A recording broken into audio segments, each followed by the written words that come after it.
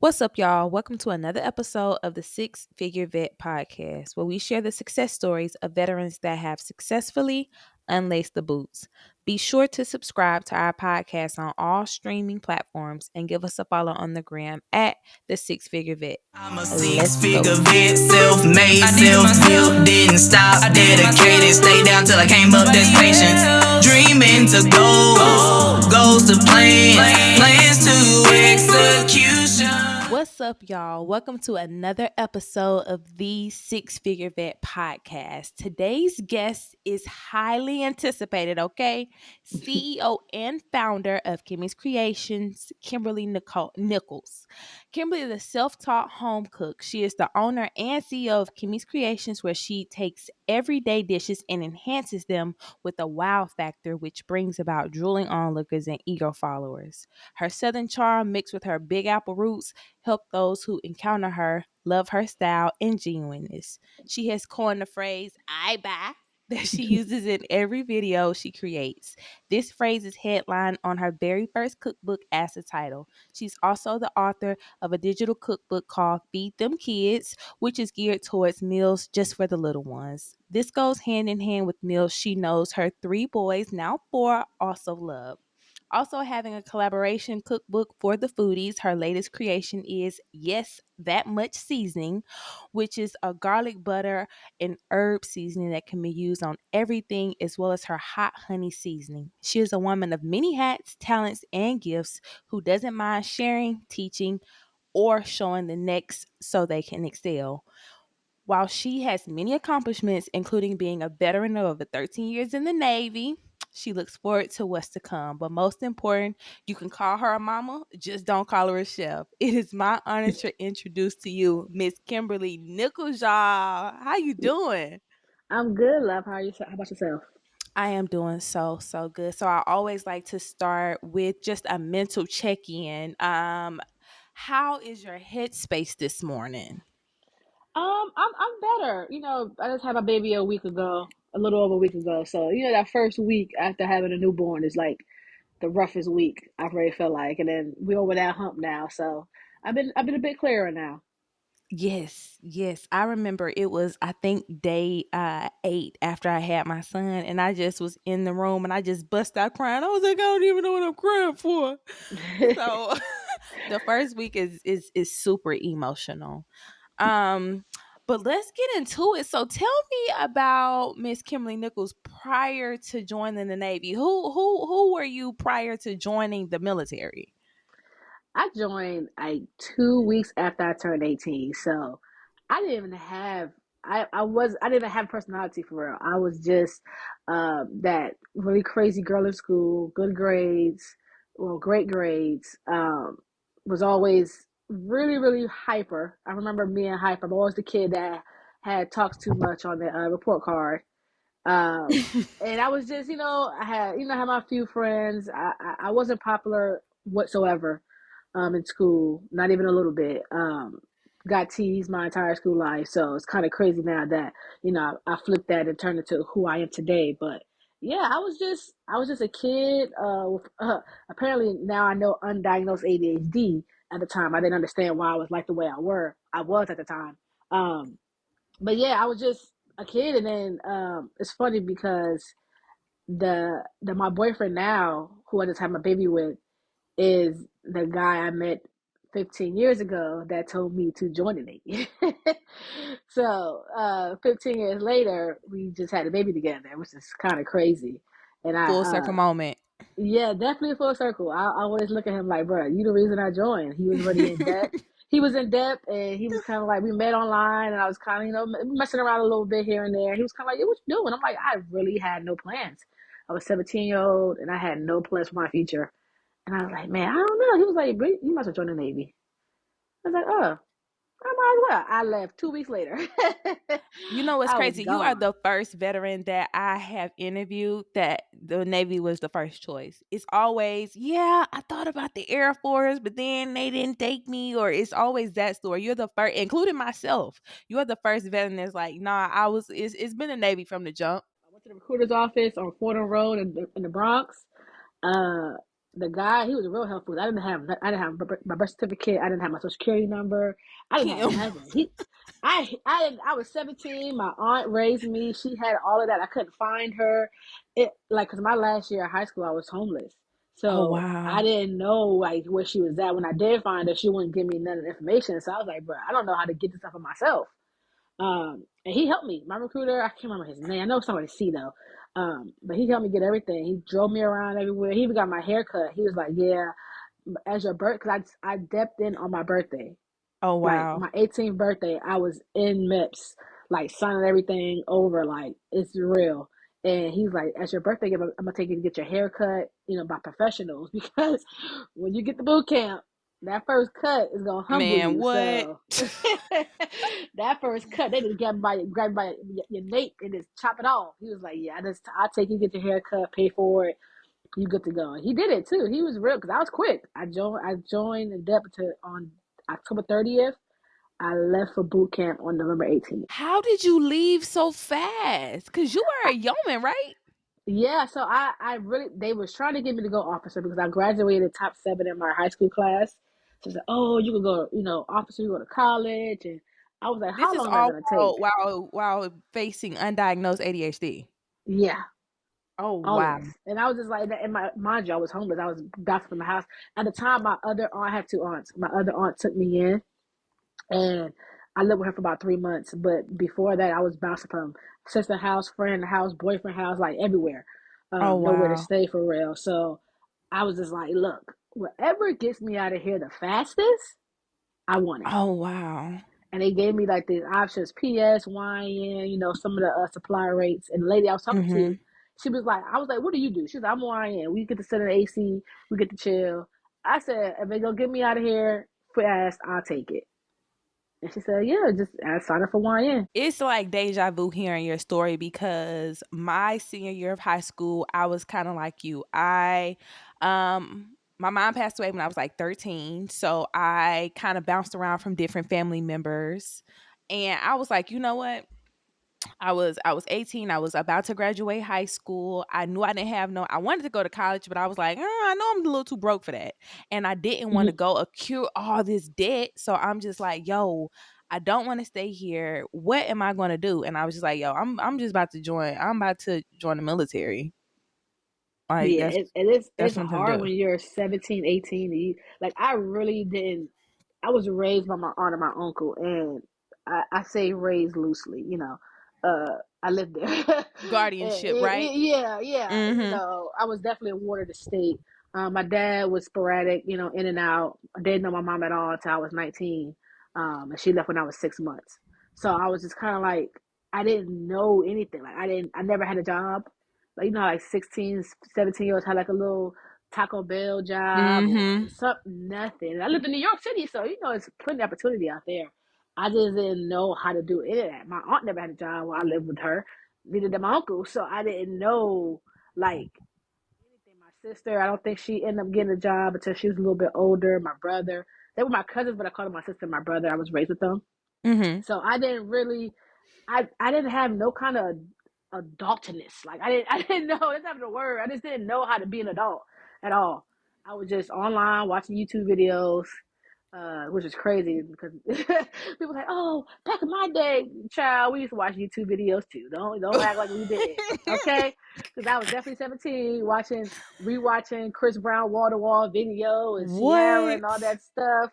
Well, we used to watch all that on YouTube all day. I used to be on AIM, talking to people, talking to friends, and learning all the new slang. That's when BRB came out and SMH, and we tried to figure out what all that stuff means. I Right. was Oh my just gosh. lost. I really was, and I met my boyfriend, who was my boyfriend now. I met him on, I think it was called Tagged at the time, and we met up in the Bronx. I went to his place, came to my friend's house, and talked for a little bit. And he was already in depth. He was leaving in December, and I was like, man, he was just like, "What are you doing?" Like he literally acted like, "What are you doing with your life?" And I was like, "I don't know. I Look, don't it sound like that know." commercial. What are you doing? You ain't doing nothing Right. anyways. You might as well. Exactly. And he's really like that. Like, he's a really outspoken person. Like, he kind of like, bro, you just be on the computer all day, like, just like. And I was like, you know what, You're right. And once he told me that, like he showed me like his paperwork. I had to help him study. Deputy people should study and whatever. I just help him study, the ranks and all that stuff like that, Mm-hmm. Sailor's Creed. And he showed me like all the benefits. And I see one of the benefits was we paid to feed you. Like we'd give you $300 for food. And I was like, oh, they gonna feed you too? Let me go ahead and let You had me me a go ahead and hello, join. baby.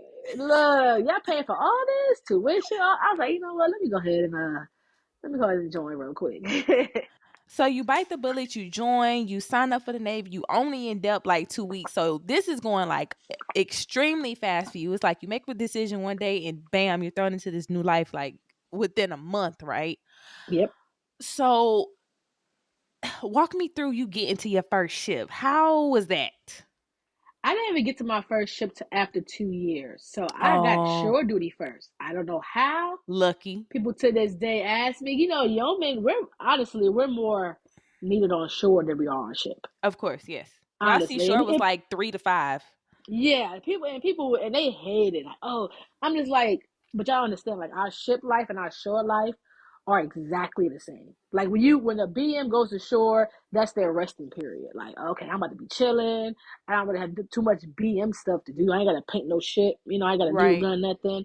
But a yeoman, yeah, our job is exactly the same, shore or ship. So my first command was a shore duty. It was in Norfolk, and it I was the only seaman on board. It was five enlisted people, no chiefs at Oh, all. I didn't have a wow. chief. My first 2 years in the Navy, I didn't have a chief Oh. at all. And then it was like a Was hundred that a good thing or a officers. bad thing? Because of the command I was at, I really don't know. It's a little bit of both. I had a Devo who was I think he was a prior chief. He was an LT, and he was a asshole. Like, bruh, like he was just me. Like it's Marines out there dying, and you like I said, I have undiagnosed ADHD. So when I first get somewhere to a new command, I'm like what they call a firecracker. I'm Mhm. like I'm going hard, and then I get bored. I get bored so Yeah. easily. Like if you don't challenge me, you don't give me new jobs. Like you don't keep my mind engaged. I'm gonna get bored. And I'm Yeah. not gonna care anymore. And I wasn't really getting trained. I wasn't really doing anything yeoman. I was at a shore command where the person was an admiral, was a staff at that, a staff command. Oh, It's full of wow. officers, full of civilians. That was prior officers, and they had me doing the mail. They had me doing like Really reserve easy stuff. orders. Yeah. Yeah, like all the in my office was full of civilians. I had one Y1.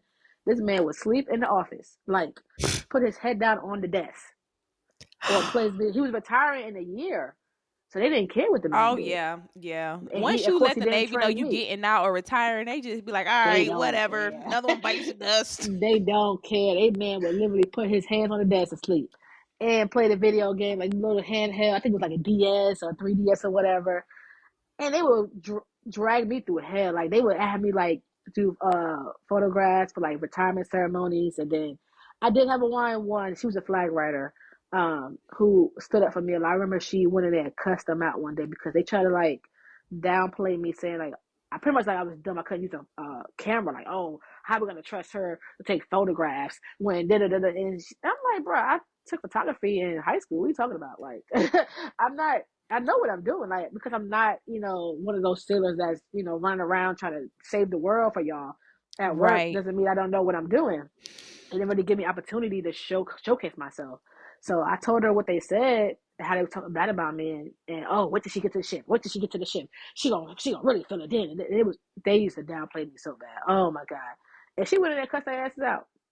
As she And she was should like, have. you good? You don't worry about it. She's like, if you need anything, she always have my back. For the holidays, she'll invite me to her house because I was down here, no family, no friends for real.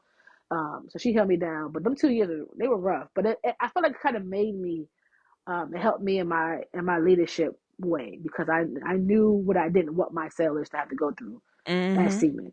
I definitely knew. I was like, as a seaman, and I didn't advance there. Like when I took the advancement exam, mind you, I didn't do any yeoman work. So when you have Right. ADHD, reading without applying it does nothing at Mhm. all. Like I can read an entire book on yeoman. If I can't apply it, I And then the lost Navy it. exam's so weird. Like you sometimes the exams have you're not working in anything that's on the exam. Exactly. Especially a So it's yeoman. It's, like it's so uh vast. right, yes. Yeoman, being a yeoman is so vast. There's so many different levels to it. So I took my first exam, I bombed it. The new Y one, because she had transferred, I had new flag runner. He was like, damn, that bad? Like, he played me like, bro, what you mean that bad? Like, I didn't have did anything. Like, I really haven't learned how to do my job here at all. I had an office full of civilians that ran the admin office. I had a civilian department head, a civilian divo, like that ran admin. Like literally, it was only me and the Y one was the only people in uniform that worked in admin office there, and we didn't do no admin stuff at all. So Yeah, it was pretty that's bad. terrible for an exam. Like, of course I'm not gonna do good. I'm not even working within my rate, dude. It was bad. So I hated it. But when I left there after 2 years, I had my first son there as well, Jamari, and I got married there too. Good child. Then I went to the ship. I went to the Churchill, USS Winston-S. Churchill. That's my first ship. I met the best chief in the Navy there. He was my LCPO. He was engineering, but DDGs are so small. We don't have no YNC Mhm. because we mostly need a PSC to run admin. So he was our like LCPO at the time because we had no chief. What I mean, the man handled business.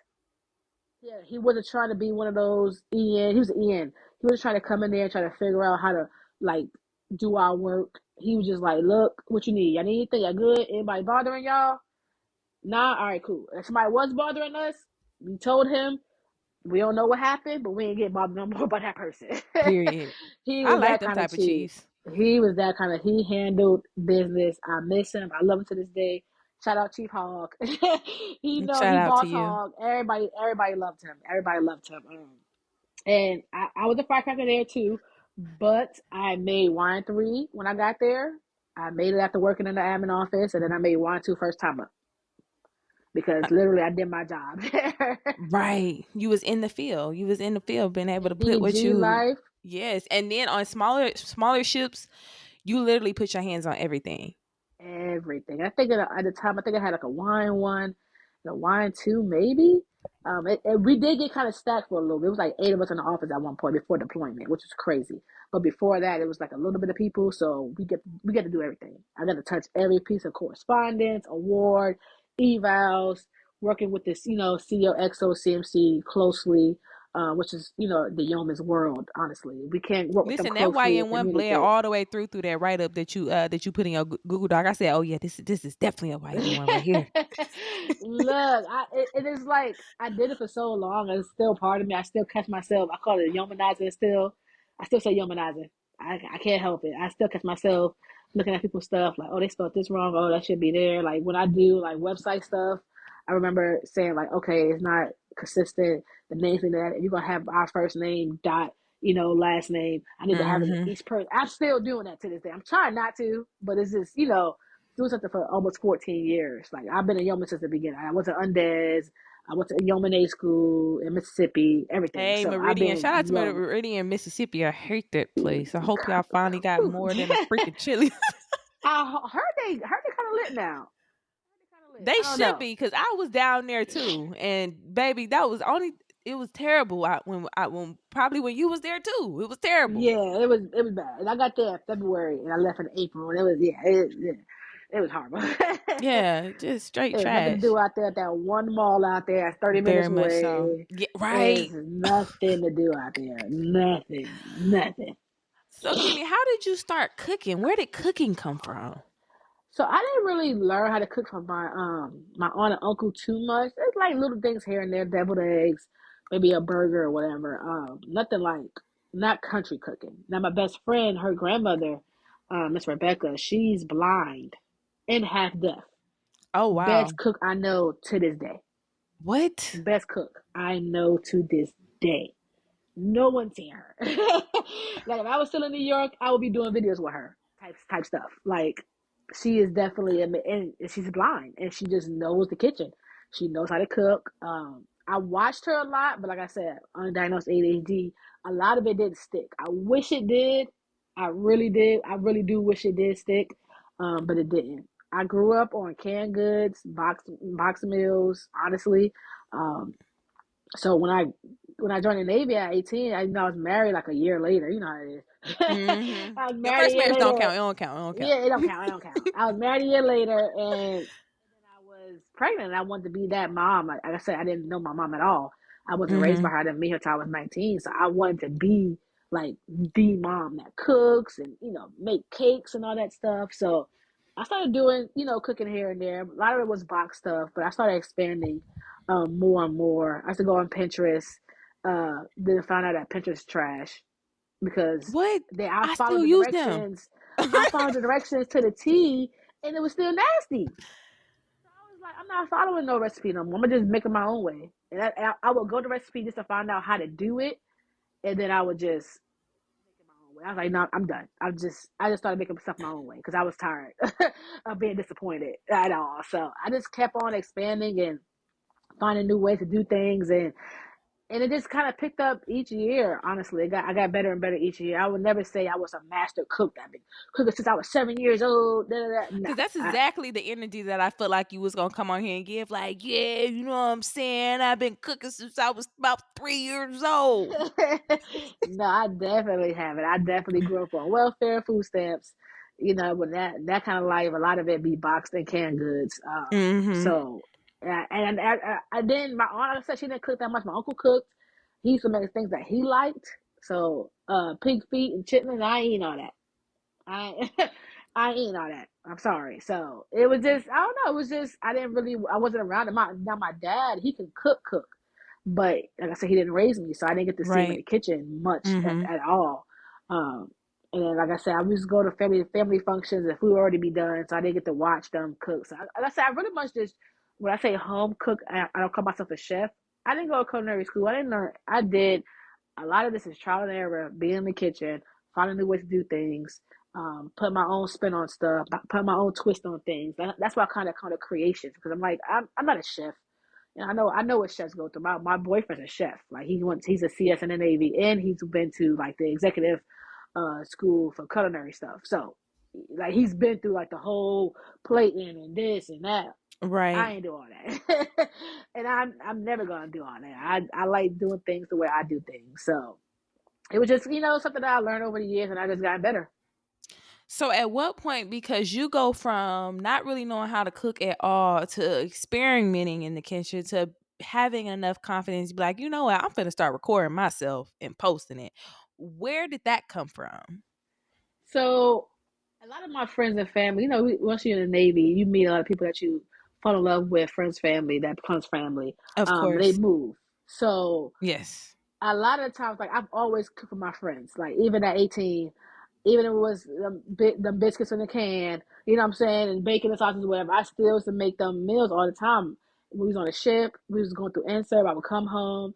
It might have been boxed macaroni and canned corn, but I made it taste good as hell, and I was still making. So I always was that friend that cooked for everybody, and everybody always loved what I made. So I guess to the point people are like, oh, you should sell plates, you should sell your cakes, you should sell this. I was like, I'm not really into making it to where I gotta mass produce so much of this stuff every weekend, to where I'm not gonna Mm-hmm. love it anymore. So I was like, no, Right. I don't want to, you know, constantly make plates and dinners and all that stuff. I said I'd rather just make it and show y'all how I make it, so y'all can make it at home. And I said I Mm. just recorded because I'm trying to get paid from YouTube. I'm trying to get this YouTube money. I'm trying to get a little side hustle going on So it and was have you YouTube pay you me. being on YouTube is intentional. Yeah, so I started off on YouTube. I definitely started. I look back. I think it was 4 years ago in January. I posted my first video on YouTube 4 years ago. Don't go watch it. Stay within the last Y'all two make sure years. I'ma link it in the comments, okay? Y'all stay out behind, right where y'all at. Don't go over there. But I posted my first YouTube video. I think I made like a chicken bacon ranch pasta or something, or chicken pesto pasta. It was fire. Um, and I was like, yeah, I want to make, I want YouTube to pay me. I looked it up. It said YouTube, you got to have 1,000 subscribers and 4,000 watch hours. I said, that can't be too hard. Shit. It took me a year to get there. It took me a year to get there, honestly. But then all I didn't realize where social media was heading at the time. Yeah. We all knew YouTube. We seen like my son watching Ryan's World still. And little boy makes $26 million a year off of YouTube. You know, we know that YouTube is out here paying creators. We always know that. We Right. didn't realize that these other platforms were paying and starting to pay, Yeah. and we're going to pay a lot of money. Right. So I felt like I got in at the right time, like literally at the right time, Perfect timing. Because and it I was like loved it right too. on the rise of the other so like YouTube was already kind of established as the big dog. But then Yep, when you got in, it was 4 years ago. What's that, 2020? yep, People at home, it's COVID. yep. And that We ain't got started in nothing else January, to so do. COVID came after. Oh, So in it was even March. more, and I was on shore command still. I think I just got limdo So for you my in the shore military command. at this point. Yeah, I was 2020. It was I started in January.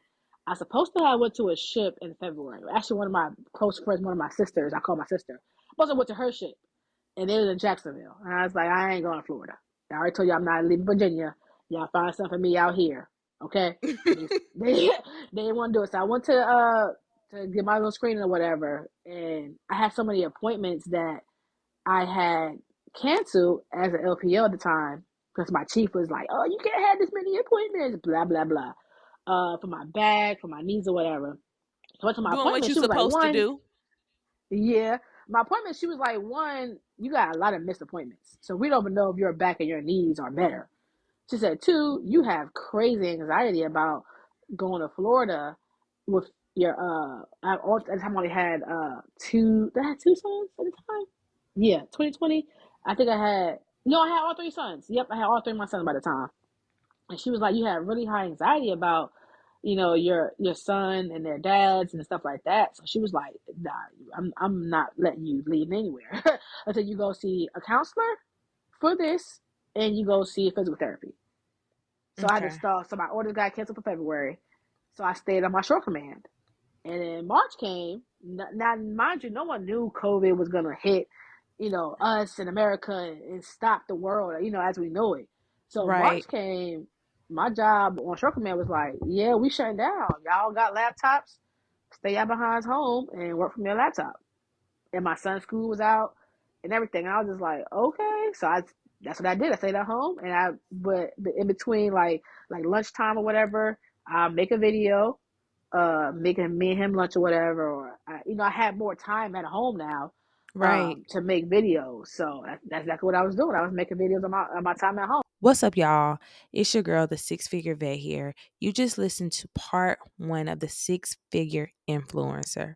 Be sure to tune in March 8th, this Friday, to part two, Kimmy's Creations. Be sure to check us out on Apple Podcasts, Spotify, iHeartRadio, Google Podcasts, and now YouTube, or whatever you get your podcasts. Let's go. If you are a veteran, active duty service member, or civilian that is currently in a mental health crisis or suffers from mental health issues, please dial 988. Trained crisis responders are available 24 hours a day, 7 days a week, and the calls are completely confidential. Again, that number is 988. Veterans and service members, press 1. You don't have to suffer in silence.